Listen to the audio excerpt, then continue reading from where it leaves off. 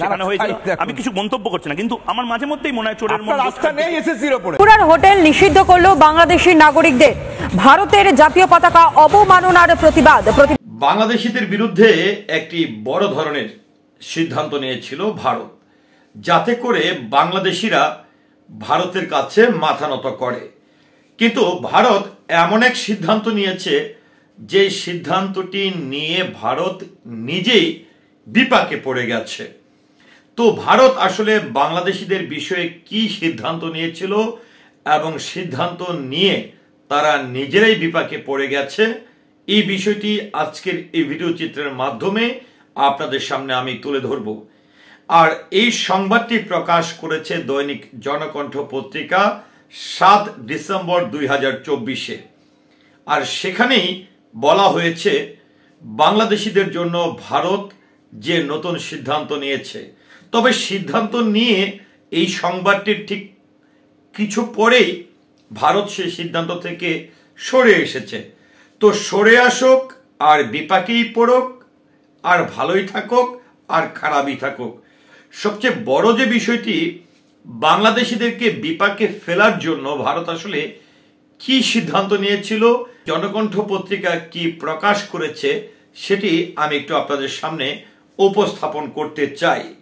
এবং এই বিষয়গুলো শোনার পরে আপনাদের নিজের মনের মধ্যে প্রশ্ন জাগবে, ভারত কি আসলে বোকা নাকি চালাক? ভারত কি নিজের পায়ে নিজে কুড়াল মারছে নাকি নিজে বিপাকে পড়ছে? তো এই বিষয়টিও আপনারা ক্লিয়ার হয়ে যেতে পারবেন। বাংলাদেশের বিষয়ে যে নতুন সিদ্ধান্ত নেওয়া হয়েছিল ভারতের, যতক্ষণ পর্যন্ত বাংলাদেশের হিন্দু সহ অন্যান্য সংখ্যালঘুদের ওপর আক্রমণ নিপীড়ন না থামবে, ততক্ষণ তারা কোনো বাংলাদেশি নাগরিকের কাছে হোটেল ভাড়া দেওয়া বন্ধ রাখবেন বলে ঘোষণা দিয়েছিলেন। আসামের বারাক উপত্যকায় হোটেল মালিকেরা এমন সিদ্ধান্ত নিয়েছিল। স্থানীয় সময় গত শুক্রবার 6 ডিসেম্বর বারাক উপত্যকার হোটেল ও রেস্তোরাঁ মালিক সমিতি এই সিদ্ধান্ত নিয়েছিল বলে জানিয়েছেন দেশটির সংবাদ মাধ্যম ডেকান হেরাল্ড।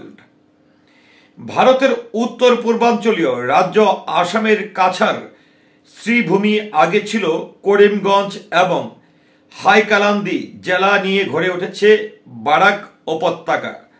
বাংলাভাষী এই অঞ্চলটির বাংলাদেশের সিলেট বিভাগের সঙ্গে প্রায় 129 কিলোমিটার দীর্ঘ সীমান্ত আছে। এক সময় এই তিনটি জেলার একটা বড় অংশ, বিশেষ করে কাছাড় ও করিমগঞ্জ, ব্রিটিশ ভারতের অংশ হিসাবে বাংলাদেশ থেকে শাসিত হলেও 1947 সালে দেশভাগের সময় গণভোটের মাধ্যমে তারা ভারতের তথা আসামের অংশ হওয়ার সিদ্ধান্ত নেয়। বারাক উপত্যকার হোটেল ও রেস্তোরাঁ মালিক সমিতির সভাপতি বাবুল রায় বলেন, বাংলাদেশে হিন্দু এবং অন্যান্য সংখ্যালঘুদের অবস্থান উদ্বেগজনক। আমরা এটি কোনোভাবেই মেনে নিতে পারি না। তাই আমরা সিদ্ধান্ত নিয়েছি যে প্রতিবেশী দেশের হিন্দুদের ওপর অত্যাচার বন্ধ না হওয়া পর্যন্ত বারাক উপত্যকার 3টি জেলার সব হোটেল ও রেস্তোরাঁর পক্ষ থেকে কোনো বাংলাদেশি নাগরিককে আতিথ্য দেওয়া হবে না। এটাই আমাদের প্রতিবাদ। অর্থাৎ তারা একটি সিদ্ধান্ত নিয়েছিল যে হোটেল মালিক বা রেস্তোরাঁর মালিক যারা রয়েছে, তারা একটি সিদ্ধান্ত নিয়েছিল যে বাংলাদেশে যে সংখ্যালঘুদের উপর হামলা হচ্ছে কিংবা নির্যাতন হচ্ছে, এটি যদি বন্ধ করা না হয় তাহলে তারা বাংলাদেশের কোনো মানুষকে কিংবা পর্যটক বলি কিংবা পেশেন্ট বলি আর যাই বলি, কাউকেই তারা হোটেল সেবা এবং রেস্তোরাঁ সেবা দিবেন না। এটি তাদের প্রতিবাদ। বাবুল রায় আরো বলেছিলেন, বাংলাদেশের জনগণকে অবশ্যই দেশটিতে স্থিতিশীলতা ফিরিয়ে আনতে হবে। যদি পরিস্থিতি উন্নত হয় তবে আমরা আমাদের সিদ্ধান্ত পূর্ণ বিবেচনা করতে পারি। এদিকে সম্প্রতি ভারতীয় রাজনৈতিক দল বজরং দল আসামের শিলচরের একটি হোটেলের চলমান একটি আন্তর্জাতিক মেলায় বাংলাদেশের পণ্য বিক্রি করা 2টি স্টল বন্ধ করার অনুরোধ জানায় হোটেল কর্তৃপক্ষকে। বাংলাদেশের হিন্দুদের ওপর অত্যাচারের প্রতিবাদ হিসাবে এই দাবিটি জানানো হয়েছিল। পরে এই দাবি মেনে নেয় হোটেল কর্তৃপক্ষ। এর আগে বাংলাদেশের অভ্যন্তরের ভারতীয় জাতীয় পতাকার অবমাননা এবং সংখ্যালঘু হিন্দুদের ওপর নির্যাতনের প্রতিবাদে ত্রিপুরা ও পশ্চিমবঙ্গের কয়েকটি জেলা হোটেলের ব্যবসায়ীরা একই ধরনের সিদ্ধান্ত নিয়েছিলেন। 93টি হোটেল মালিকদের সমন্বয়ে গঠিত মালদহ হোটেলিয়ার্স অ্যাসোসিয়েশনের সম্পাদক কৃষ্ণেন্দু চৌধুরী বলেন, আমাদের সদস্যরা বাংলাদেশের ভারত বিরোধী কার্যকলাপ, জাতীয় পতাকার অবমাননার ঘটনায় গভীরভাবে ক্ষুব্ধ ও উদ্বিগ্ন। তাই আমরা সিদ্ধান্ত নিয়েছি বাংলাদেশি অতিথিদের আমাদের হোটেলগুলোতে থাকার অনুমতি দেব না। তো এমনটাই সিদ্ধান্ত নিয়েছিল এই হোটেল মালিক কিংবা রেস্তোরাঁর মালিকরা। তো এই সিদ্ধান্তটি মূলত নিয়েছিল 2 ডিসেম্বর। 2 ডিসেম্বরের পরে কিন্তু মাত্র 3 দিন পরে তাদের সিদ্ধান্তের জায়গা থেকে সরে এসেছে। এখন তারা ভারত সরকারকেও রিকোয়েস্ট করছে, বাংলাদেশের সরকারকেও রিকোয়েস্ট করছে বসে যেন একটি সমাধান বের করা হয়। তো আমার প্রশ্ন হচ্ছে যে বাংলাদেশে যে সংখ্যালঘুদের উপর হামলা হচ্ছে, সংখ্যালঘুদের উপর যে নির্যাতন হচ্ছে, এটির তথ্যটি আসলে তারা কিভাবে ক্লিয়ার হতে পেরেছে বা স্পষ্ট হতে পেরেছে বা তাদের কাছে কারা অভিযোগ করেছে? কারণ আমি মনে করি যে বাংলাদেশের যারা এই স্বাধীন দেশের নাগরিক, সেটি হিন্দু হই, মুসলমান হই, খ্রিস্টান হই, বৌদ্ধ হই, আমাদের এই 1971 সালের স্বাধীনতার যুদ্ধে হিন্দু, মুসলিম, খ্রিস্টান, বৌদ্ধ সবাই কিন্তু এই 71-এর যুদ্ধে দেশের জন্য যুদ্ধ করেছেন।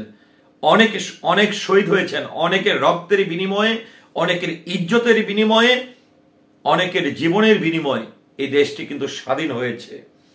আরেকটি বিষয় যদি একটু বলি যে আসলে আমরা দেখেছি যে ভারতে কিন্তু মুসলমানরা হচ্ছে সংখ্যালঘু।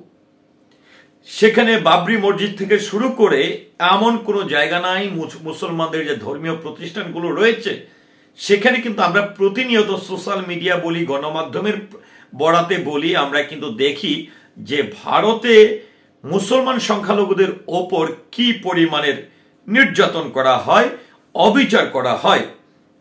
কিন্তু সেই জায়গা থেকে এসে কেন আমরা তো দেখেছি যে আজকে নির্দিষ্ট দলকে উদ্দেশ্য করে বা কোনো দল ক্ষমতায় না থাকলে আমরা একে অপরকে দোষারোপ করছি।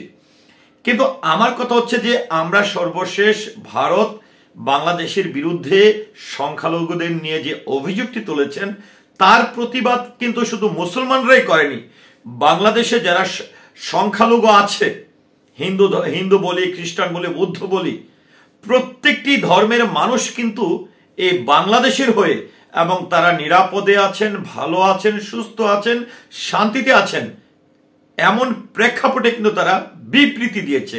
তো সেই প্রেক্ষাপটে যেখানে এটি একান্তই বাংলাদেশের ব্যাপার, এখানে একান্তই বাংলাদেশের বিষয় এবং বাংলাদেশের মানুষের বিষয়, সেখানে আমাদের পার্শ্ববর্তী রাষ্ট্র তারা আসলে আমাদের দেশ নিয়ে কেন নাক গলাচ্ছেন? এতে করে কি এমন হচ্ছে না এই যে সংখ্যালঘুর বিষয়টি এত বেশি ফোকাস করা হচ্ছে এবং দেখতে পাচ্ছি যে ভারতের কিছু গণমাধ্যম যেগুলোতে খুবই অপপ্রচার চালানো হচ্ছে, চট্টগ্রাম দখল করে নিচ্ছে, কক্সবাজার দখল করে নিচ্ছে, রংপুর, ফেনী, কুমিল্লা, চিটাগাং সব দখল করে নিচ্ছে। কিন্তু ভাই আপনারা আজকে প্রায় এটি 3 মাস ধরে দেখছি এই ধরনের দখলবাজি, ভারত এই করে ফেলছে, সেই করে ফেলছে, এইগুলো আপনারা প্রচার করছেন। তো আমি যে বিষয়টি বলবো যে আমরা যারা বাঙালি আছি, যে ধর্মেরই হই না কেন, আমরা কিন্তু মিলেমিশে আছি। আপনারা কেন এই বাংলাদেশের মধ্যে একটি বিশৃঙ্খলা সৃষ্টির চেষ্টা করছেন? কেন মিথ্যা গুজব ছড়াচ্ছেন? এবং গুজব ছড়ানোর স্টাইলটা হচ্ছে এমন যে এই বুঝি পিছন থেকে এসে ধরে ফেলছে, এই বুঝি পিছন থেকে এসে আক্রমণ করছে।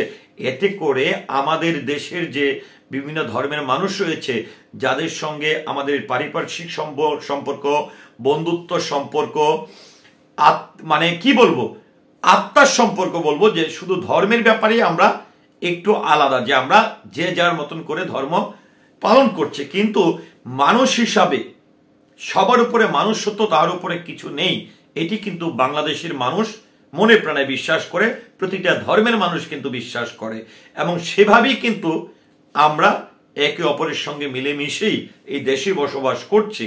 তো সেখানে আমাদের মধ্যে এই যে তথ্যগুলো, ভুয়া তথ্য অপপ্রচার চালিয়ে আমাদের মধ্যে যে একটা ডিভাইড করার পরিকল্পনা চলছে, আমাদের মধ্যে প্রতিহিংসা, একে অপরের প্রতি একটি হিংসাত্মক ব্যাপার, আত্মঘাতী ব্যাপারগুলো তৈরি করছেন।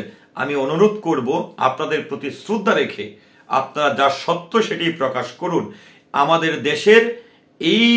দেশের মধ্যে একটি বিশৃঙ্খলা তৈরির চেষ্টা করবেন না, প্লিজ, আমি সেটি অনুরোধ করব। তো ভিউয়ার্স, এই যে